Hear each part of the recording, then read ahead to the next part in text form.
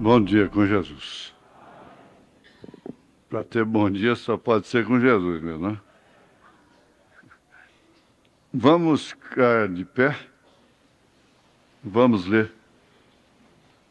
até o versículo 11. 1 Coríntios, capítulo 6.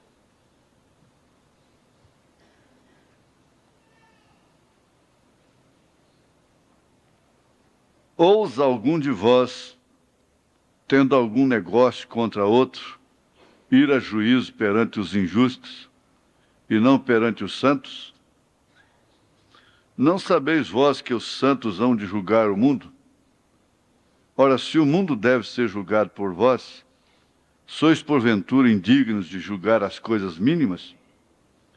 Não sabeis vós que haveis, ou que havemos de julgar os anjos, quanto mais as coisas pertencentes a esta vida?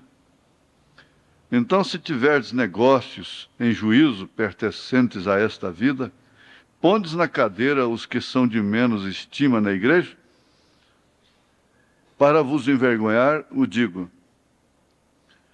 Não há, pois, entre vós sábios, nem mesmo um que possa julgar entre seus irmãos? Mas o irmão vai a juízo com o irmão, e isto perante infiéis. Na verdade, é já realmente uma falta entre vós terdes demandas uns contra os outros. Por que não sofreis antes a injustiça? Por que não sofreis antes o dano? Mas vós mesmos fazeis a injustiça e fazeis o dano, e isto aos irmãos. Não sabeis que os injustos não hão de herdar o reino de Deus? Não erreis, nem os devassos, nem os idólatras, nem os adúlteros, nem os efeminados, nem os sodomitas, nem os ladrões, nem os avarentos, nem os bêbados, nem os maldizentes. Esse é onde o diabo pega a maioria da igreja. Os maldizentes, não sendo adulto, não sendo ladrão, roubador, pode falar. Nem os maldizentes, nem os roubadores herdarão o reino de Deus. Não herdarão o reino de Deus. E é o que alguns têm sido, mas haveis sido lavados, mas haveis sido santificados, mas haveis sido justificados em nome do Senhor Jesus e pelo Espírito do nosso Deus. Lembrando sempre da palavra revelada, do Filho do Deus vivo, do nome do Senhor Jesus Cristo, nós pedimos a Ti, Pai, a vivificação destas palavras, destas Escrituras. Amém. Assentai-vos. Olha,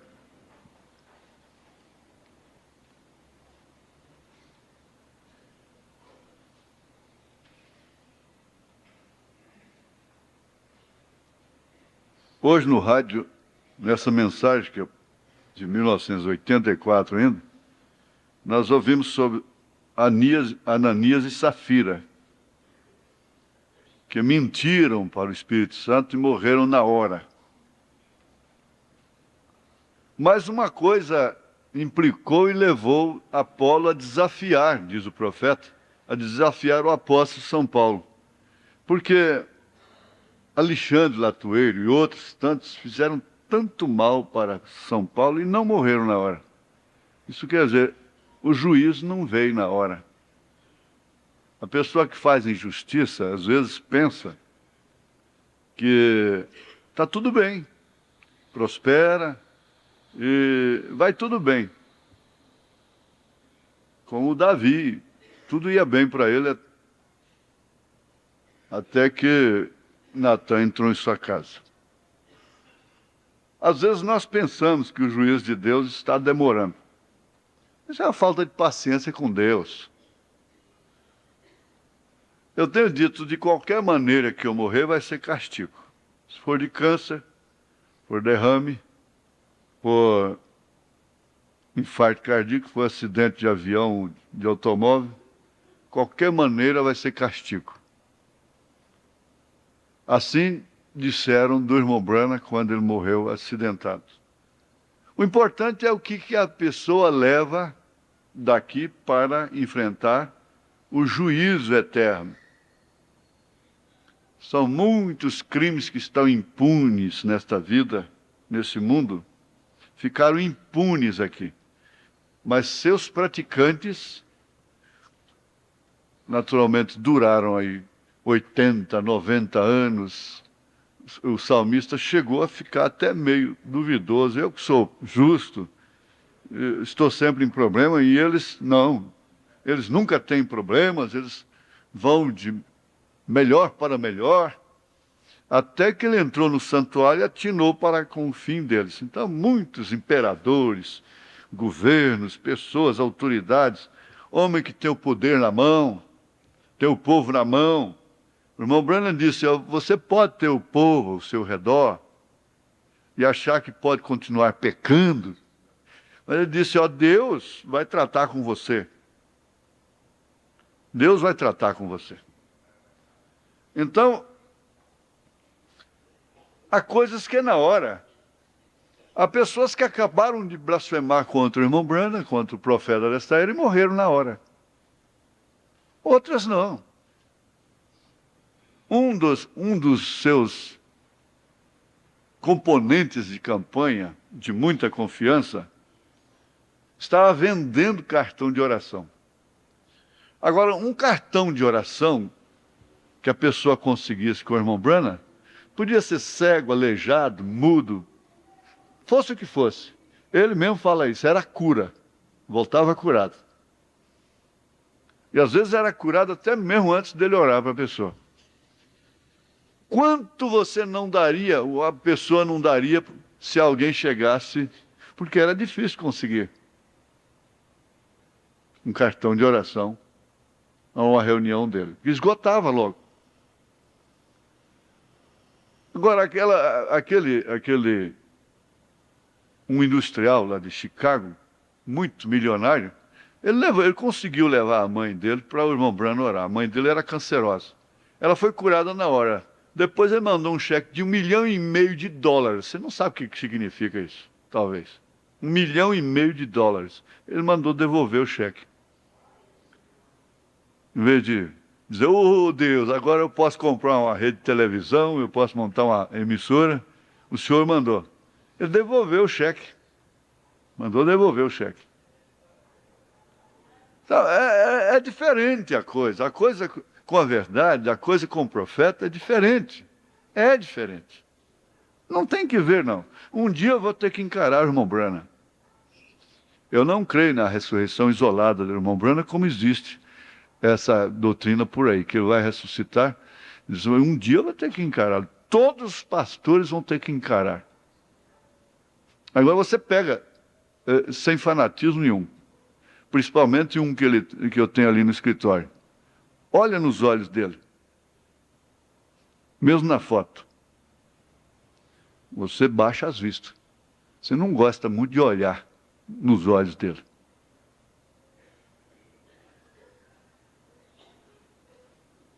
Então, os pastores deveriam ter uma consciência disso.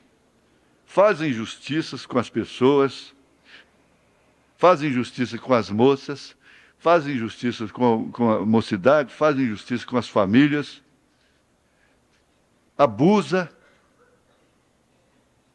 agride, mas um dia eles vão ter que encarar o profeta. Não importa. Voltando lá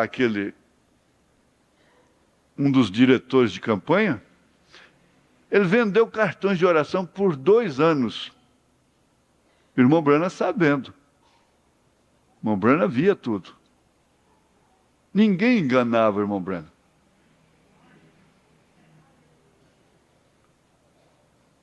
Até que chegou a hora. Ele pôs aquele homem para fora da sua campanha, do seu escritório, aos empurrões. Vai embora, some daqui. Chegou a hora certa. Mas demorou.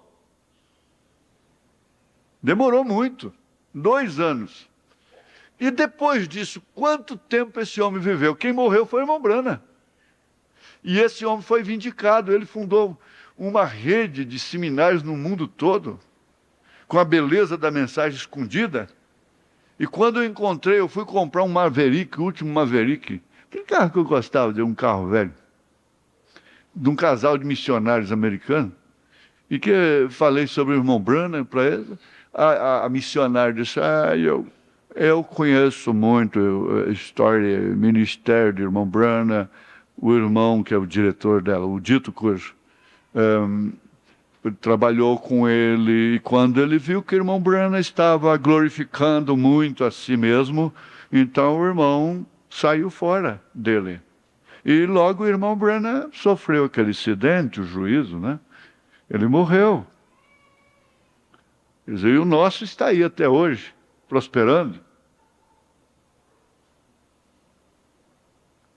Ele já morreu também. Ficou velho demais, morreu, ele já encarou a realidade. Agora, essa análise aí, o que faz ela? Ela faz o quê? Salvar pessoas. Salvar. Simplesmente salvar. Uma análise dessa. Porque não é assim.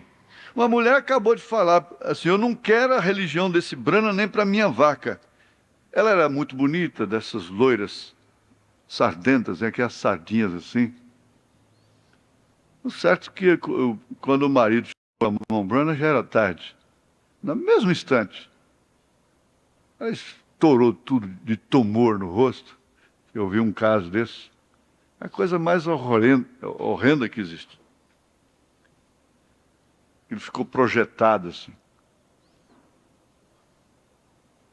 Uma mulher, o profeta desceu da plataforma, tirou o paletó e cobriu as pernas de uma mulher que estava de saia curta dentro do santuário. Ela saiu vociferando, blasfemando, caiu lá, logo morta. Agora, outras não aconteceu nada. E sabe o que aconteceu? Ele disse, Paulo, você perdeu o poder, o Espírito Santo não está mais com você, porque quando aquele homem fez aquilo, você falou e ele ficou cego na hora. E agora? Aliás, Demas, muito obrigado. Muito obrigado pela correção. Apolo não tem culpa disso, não. É Demas. E um irmão disse para o irmão Branham assim, irmão Branham, quando eu chegar lá no céu, eu quero pegar o Demas e vou acertar ele de murro. Mas por quê? Porque ele abandonou a Paulo. Só que quando chegou a revelação dos selos, eu acho que quem é que vai pegar aquele irmão e dar murro nele também? Não, isso é muito relativo. É muito relativo. Pode passar aqui, mas lá não passa. Lá não passa. As injustiças não passam. Você quer causar um dano para um irmão num negócio? Por quê? O diácono chama, a pessoa chama um irmão para ir no escritório para resolver um problema, conforme Paulo ensina, de negócio. E ele não vai? Está errado. Ele não tem direito à comunhão depois. Aí o diácono tem que barrar com ele na comunhão. Um irmão causa um dano num negócio, você sai difamando ele por aí? Eu comprei isso dele e tal, sai difamando ele por aí? Por que não age da maneira correta? Bem, por que se pode fazer certo, para que fazer errado? É porque tem medo do certo? Então eu tenho tido casos, às vezes, que quando a questão chega para enquadrar em 1 Coríntios 6, eu falo, olha, quando eu vejo o irmão vendendo carro para o irmão, comprando carro de irmão, sociedade com o irmão, eu só fico esperando o que vai acontecer. Porque se é um incrédulo, pinta o sete com o irmão, abusa do irmão, passa ele para trás, não tem nada a ver. Mas se for um irmão, pronto.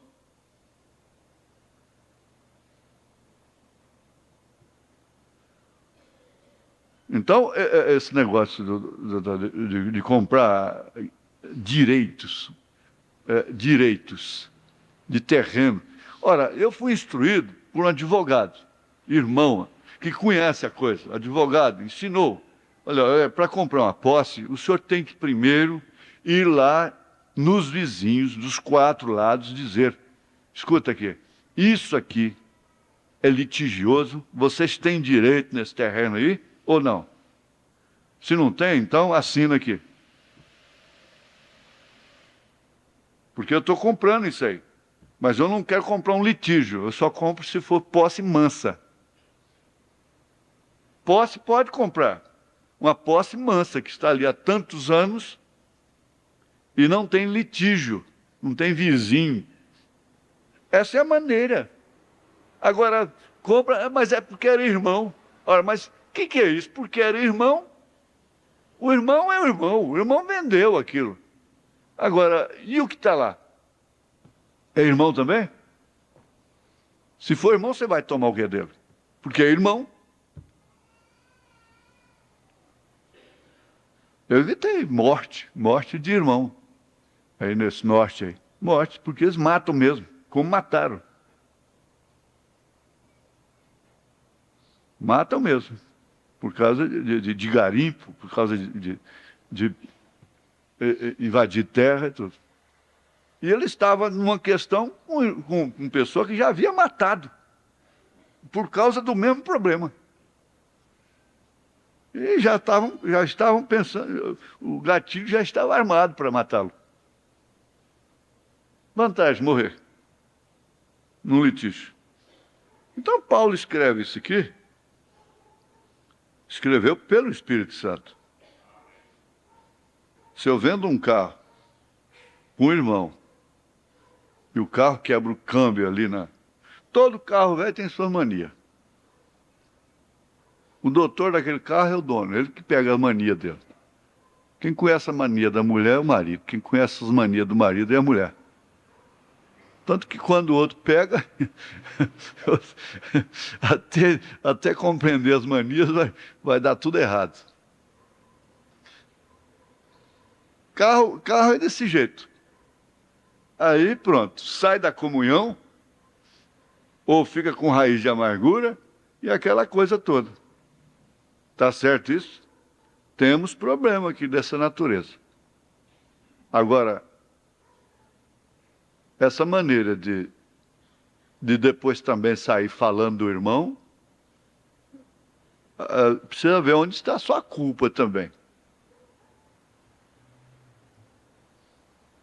Isso responde a muitos outros. Então a gente não pode negociar com o irmão? Pode. Eu tinha aqueles cortes há 6 anos, e irmãos me cercaram e pediram preferência. Eu falei, não vou vender para o irmão. Não vou vender para o irmão. Pronto. Meu Santana, eu toquei ele há 5, já vai para 6 anos. Não vou vender para o irmão quando eu for vender. E que carro bom. Aquilo eu vou vender no ano de 2010. Mas não adianta você pedir a preferência. Tá bom, então vamos continuar. Entramos para os selos. Primeiro selo, parágrafo 57.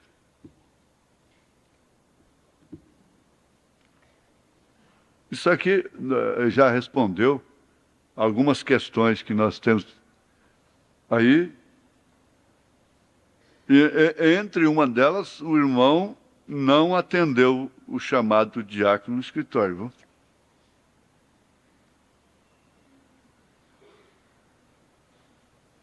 Primeiro selo, parágrafo, o quê? 57?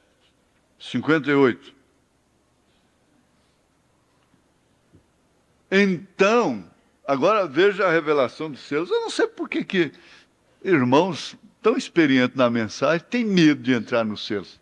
Medo de falar sobre selos. E aquele cuidado de falar sobre selos, eu não entendo mesmo, não. Mas falar sobre os selos em relação àquilo que concerne a vida, o dia a dia, não tem por que ter medo. Então os livros foram abertos, e o livro da vida foi aberto, e toda pessoa foi julgada segundo o que estava escrito. toda pessoa foi julgada segundo o que está escrito. Jesus Cristo disse: não há coisa alguma oculta que não venha a ser revelada. Pode não ser aqui, mas lá não passa. Para mim, eu sei também que aplico isso também às coisas ocultas de Deus, do Apocalipse, que não haveriam de ser reveladas. Mas ele estava falando mais diretamente do que se faz escondido.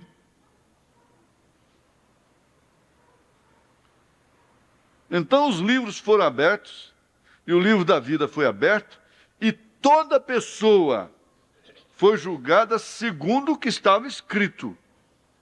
Agora, tudo que se faz está escrito, está gravado, está fotografado. Tudo que o homem pode fazer. Então, os livros foram abertos, e o livro da vida foi aberto, e toda pessoa foi julgada segundo o que estava escrito. Agora, a noiva está de pé ali com Cristo para julgar o mundo. O que é que ele diz aqui? 1 Coríntios 6, 1, 2. Ousa algum de vós, tendo algo contra outro, ir a juízo diante dos injustos e não diante dos santos? Ir a juízo diante até mesmo de pastores e de irmãos injustos. São verdadeiros ímpios dentro do Evangelho. Ou não sabeis que os santos têm de julgar ao mundo? E se o mundo tem de ser julgado por vós, sois indignos de julgar coisas muito pequenas? Então, o que significa isso? É que a senhora, o senhor que está vindo batizar, todo domingo tem batismo aqui de manhã, precisa entender uma coisa que é uma realidade. Cada pessoa tem uma consciência do juízo que há de enfrentar. Cada pessoa.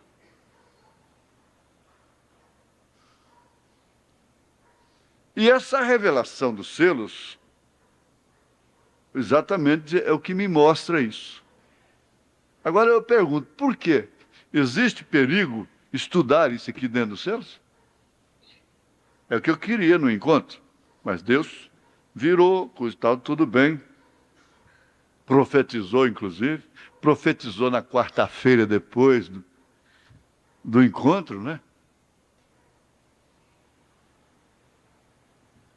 Agora a noiva está de pé ali com Cristo para julgar. Então é onde eu ia dizendo, gente, vocês que estão vindo para a mensagem, por isso que é diferente. Às vezes a pessoa vem no escritório, eu digo, olha, não vem por causa de problemas pessoais que você enfrenta dentro da sua igreja, não.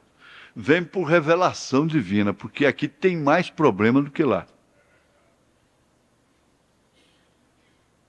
Aqui também você vai ser ferida, vai ser ferido, vai ver coisas. Porque as pessoas que estão procurando uma igreja que não tem isso, não tem aquilo, nem a igreja de São Paulo não servia para elas. A igreja do Mombrana também não. Um pastor chamou o irmão Branham, desses tipos Joabe, né? E que tem coragem na liberdade, usa da liberdade. Disse, irmão Branham, eu não entendo, na confiança dele, eu não entendo por que, no escritório, eu não entendo por que o senhor mandou aquele pregador se assentar, cortou a mensagem dele no meio, mandou ele se assentar diante do público. E tem esses dois rapazes aí lidando com essas fitas e problema um com o outro. O senhor está sabendo disso? O senhor sabe do problema de homem com homem. É absurdo, não é? Ele diz, olha, aqueles rapazes ali não vai mandar ninguém para o inferno. O pregador manda. pregador manda para o inferno pelo que ele prega, pelo que ele ensina. Então, por isso que não é qualquer um que pode pregar essa mensagem. Ele disse isso. Aqueles dois rapazes não vai mandar ninguém para o inferno. Eles têm a condenação deles em si, nem sei se também foram libertados. Como Paulo disse, mas haveis sido lavados. Haveis sido lavados, mas haveis sido santificados. Depois de enumerar os tais como quem não herda no reino de Deus. E é o que alguns têm sido. Têm sido. Tem que se cumprir aquilo. Eu não sou o que eu era mais. Às vezes eu não sou o que eu era na vergonha, no caráter, na leitura da Bíblia, da oração, do pudor. Às vezes isso também pode se aplicar assim. Eu não sou mais o que eu era. Mas o testemunho da irmã lá é esse: eu não sou o que eu devo ser, eu não sou o que eu quero ser, mas eu não sou mais aquela que eu era antes. Quer dizer, eu não sou mais aquela que eu era antes no sentido mau, sujo. Eu me limpei. Agora aqui, fixando bem nisso, vocês têm que entender, vocês que vão se batizar, que já são batizados há 3 meses, há 1 mês, há 1 semana, há 10 anos, há 20 anos, é que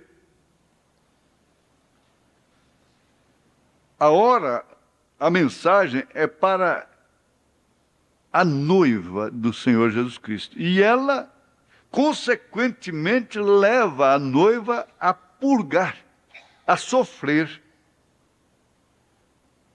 a sua parte humana aqui.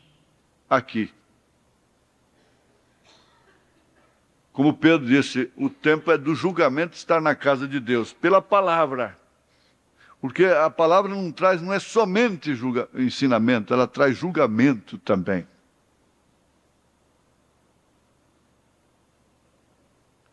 Porque uma vez dita a palavra e não obedecida, o que acontece? Porque a palavra revelada é que é a profecia. E a profecia, uma vez rejeitada, traz juízo.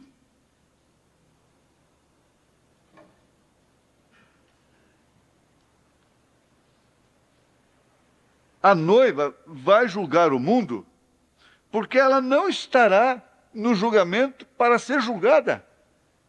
Ela foi julgada na casa de Deus. Ela foi julgada pela palavra nesta dimensão.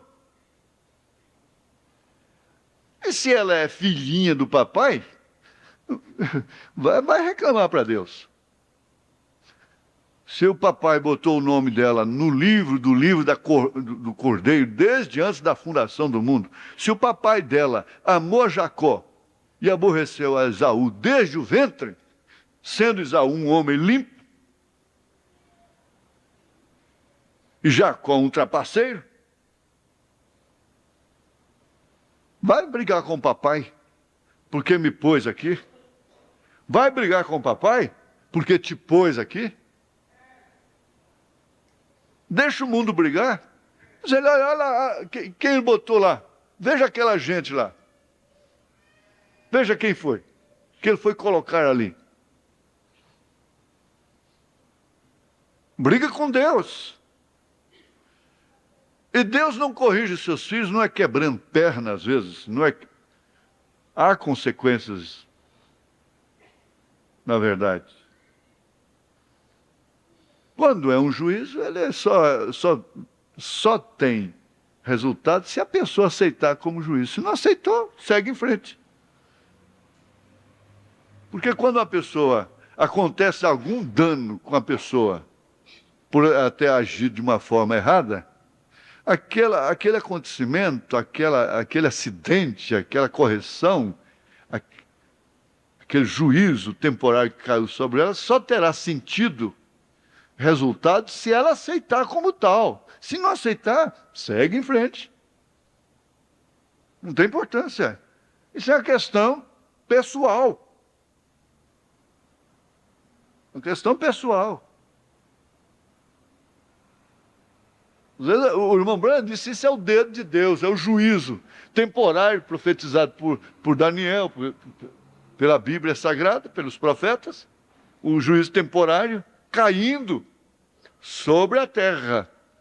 Mas a terra, os homens entendem que isso é juízo? Você já viu o que acontece num país depois que o Papa visita ele? Foi notório depois que ele beijou ali o Corcovado no Rio de Janeiro. Morreu gente que não foi brincadeira. E o povo afunda cada vez mais no pecado. O carnaval vai se tornando pior. Uma mulher sem roupa íntima com o presidente da República no palanque.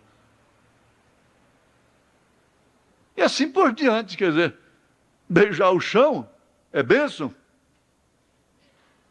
Abençoar lixo.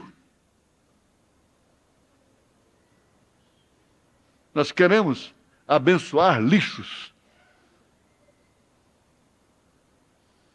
Agora, quem que está sofrendo o julgamento da palavra somos nós.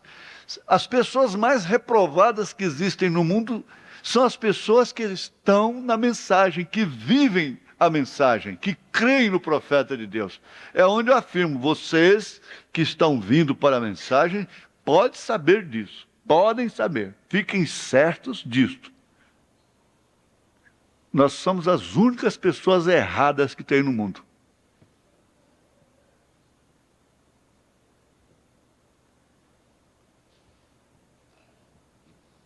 Nós carregamos a condenação do erro.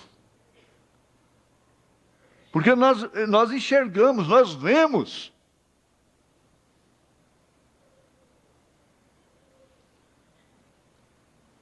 O que espera uma irmã que corta seu cabelo?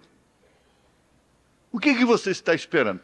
O profeta diz, olha, a palavra confirma, o que leva uma mulher a cortar o seu cabelo é um espírito de prostituição.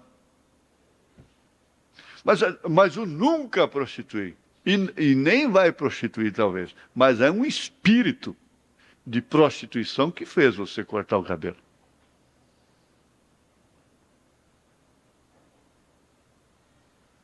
E você desonra o seu marido. Eu tenho ouvido queixas assim, eu não dou conta, não sei por que eu não dou conta.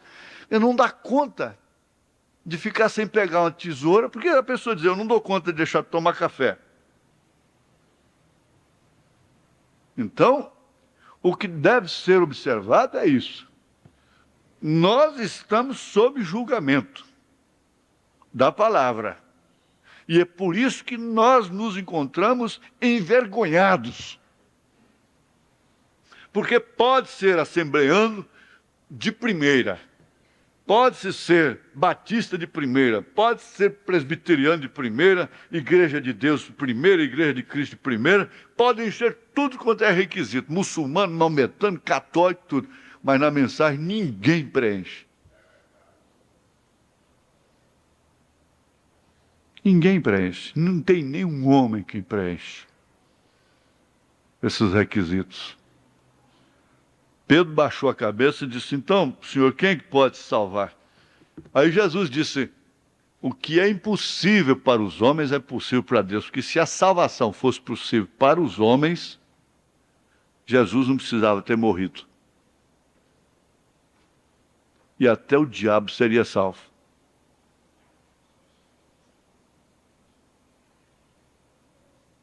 Até o diabo seria salvo. A salvação não é possível através de méritos, de conduta, de normas. A salvação é pela graça. Então você não vive de forma decente para ser salva, para ser salvo. Você vive de forma decente porque você é salva, porque você é salvo. Agora, porventura, estou enfiando o dedo na água, estou cortando na água, estou jogando água nas costas de pato? Não, eu não creio assim.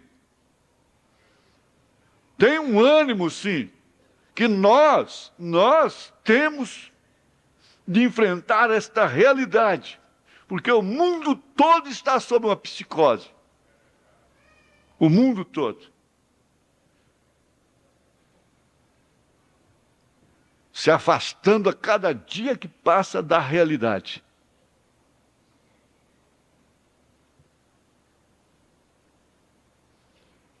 Domingo passado, um irmão formado em psicologia, depois da escola, me disse: olha, eu queria que os meus professores de faculdade tivessem ouvido isso sobre psicose, conforme o senhor falou hoje de manhã. Aqui é a fita lá de Anápolis. A prática dela. E ninguém está livre disso. O irmão Branham disse ali, é a condição dos tempos.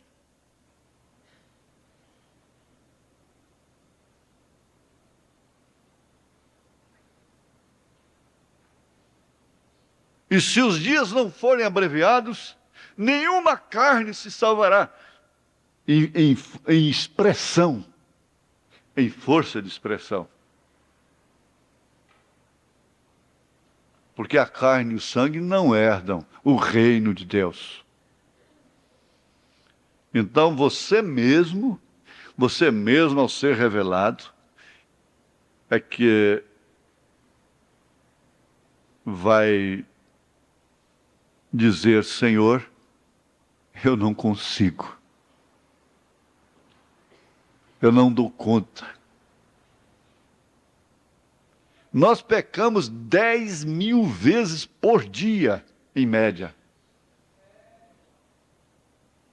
E diante de Deus não tem pecadão, pegadinho. Nós pecamos 10.000 vezes por dia. E não existe pecadinho e pecadão. As denominações criaram a ordem social, criou pecado social. Pecado isso. A Igreja Católica, o Papa lá diz, é pecado isso, é pecado aquilo, é pecado aquilo, é pecado aquilo, é pecado aquilo. Só de fazer isso é já um pecado. É uma questão de errar o alvo. É uma questão de incredulidade. É uma questão de uma alma que crê no que é verdade e que vive numa fornalha, que é o seu próprio eu, seus sentimentos, seus direitos.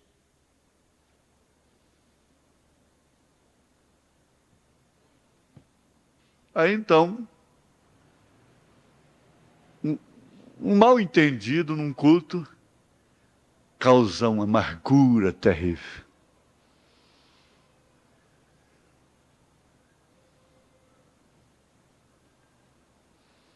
Hoje nós vimos também que a pomba, por que a pomba ser o Espírito Santo? Símbolo do Espírito Santo. Porque quando Jesus estava dentro d'água, João Batista ia batizá-lo, ele viu o Espírito Santo descendo em forma corpórea de uma pomba. É uma teofania que se materializa em forma de algo que é material. Não foi pessoa. Não foi um homem, uma pessoa que desceu ali sobre Jesus. Um gosto ali, que desceu e se incorporou em Jesus Cristo. Foi uma pomba. Mas por quê? A pomba não tem fel.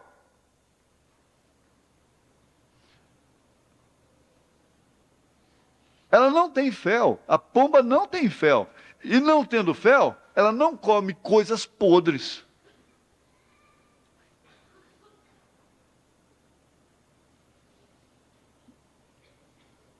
Beija-Flor convidou um urubu. Ela havia falar no urubu, coisa e tal. E ela conseguiu, com muito custo, falar com esse urubu. Ela disse, mas que coisa linda. Não sabendo que ela mesma que era bonita. A beleza estava nela quando vê a beleza no outro. E o urubu aceitou o convite dela de participar de um banquete na casa do Beija-Flor. E ela procurou néctar de tudo quanto é flores, variadas. Aquela coisa mais gostosa, mais linda, mais suave, mais delicada. Que mesa linda ela preparou. Quando chegou lá, o urubu entrou e olhou aquilo. Senhor, que não tem nada para mim hoje. Sabe que eu vou passar fome? Ela muito feliz. Senhor urubu, o senhor espera aqui um pouco? Eu vou pegar ali alguma coisa que está faltando. Enquanto isso, ele deu uma saidinha na janela. Olhou lá embaixo, na grota, tinha um burro morto lá, com as pernas escancaradas, dentava assim, inchado, mosca sentando. Ele falou, que banquete. Pousou lá em cima e começou o serviço dele. Beija-Flor chega, caça pra cá, procura dali, olhou na janela, o urubu lá em cima do burro.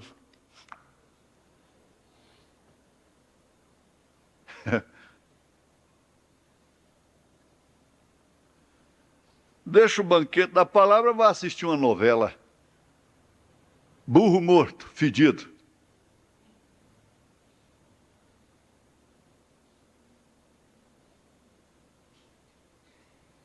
Burro morto, fedido, credos e dogmas. Não vai pensar que para esse companheirismo aqui é para sustentar a mocidade na igreja, não. Se for, olha, cuidado que nós vamos parar com esse trem de uma hora para outra, hein?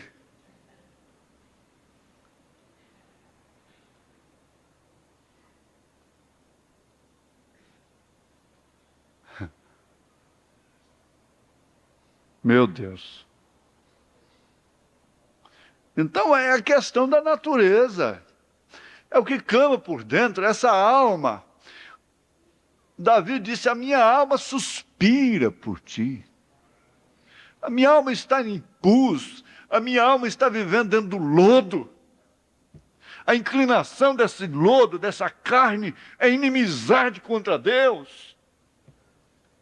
E eu estou simplesmente sofrendo esta condição. Do miserável homem que sou, do maior inimigo que eu conheço, eu.